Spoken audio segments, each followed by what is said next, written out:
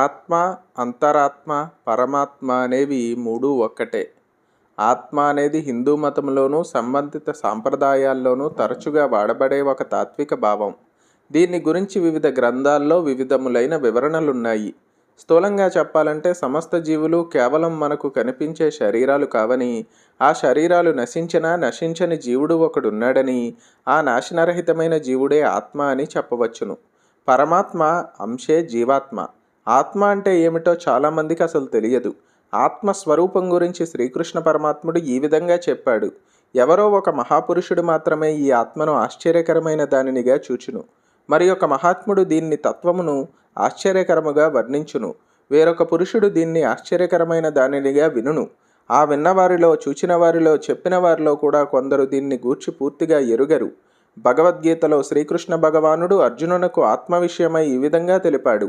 ఆత్మ చంపునని, ఆత్మ చంపబడునని భావించువారు ఇరువురు అజ్ఞానులే. ఎందుకంటే నిజానికి ఆత్మ ఎవ్వరినీ చంపదు, ఎవరి చేతను చంపబడదు. ఆత్మకు చావు పుట్టుకలు లేవు, దీనికి జన్మ లేదు. నిత్యము, శాశ్వతము, పురాతనము, శరీరము చంపబడినను ఇది చావదు. ఈ ఆత్మ నాశరహితము, నిత్యము, మార్పులేనిది, శాశ్వతమైనది, సర్వవ్యాప్తి చెందినది, చలించనిది, స్థిరమైనది మరియు సనాతనమైనది. ఈ ఆత్మ ఇంద్రియములకు గోచరము కాదు, మనస్సుకు తెలియదు. ఎటువంటి వికారాలు దీనికి ఉండవు అని గీతలో పరమాత్ముడు చెప్పాడు. ముండకోపనిషత్తులో ఆత్మను గురించి జ్యోతిస్వరూపమైన ఆత్మ ప్రకాశవంతం, అణువు కంటే సూక్ష్మం, అంతటా వ్యాపించినది, అత్యంత సూక్ష్మమైనది, సృష్టికి మూల కారణమైనది, అపరిమితమైన జ్యోతిస్వరూపమైన ఆత్మ ఊహాతీతమైన బ్రహ్మం ప్రకాశిస్తుంది. అది సూక్ష్మాతి సూక్ష్మం. అది ఈ శరీరంలోనే ఉన్నది. ఆత్మ చైతన్యం దేహం అంతా వ్యాపించి జ్ఞానేంద్రియాలకు, మనస్సుకు, బుద్ధికి అన్నింటికీ పనిచేసే శక్తినిస్తుంది. అందువలన ఆత్మే పనిచేస్తుంది అని అనిపిస్తుంది, కానీ వాస్తవానికి ఆత్మ ఏ పని చెయ్యదు. మనకు సంక్రమించిన కర్మల వలన వచ్చే బాధలకు, సుఖాలకు ఆత్మకు సంబంధం లేదు. అన్ని భావాలను తెలియచేసేది ఆత్మ చైతన్యం. ఆ ఆత్మ చైతన్యం కేవలం చూస్తూ ఉంటుంది, కానీ అనుభవాన్ని పంచుకోదు. అంటే ఆత్మ సాక్షిగా ఉంటుంది. సాక్షి అంటే ఆ కర్మలో ఏమాత్రం భాగస్వామి కాదు.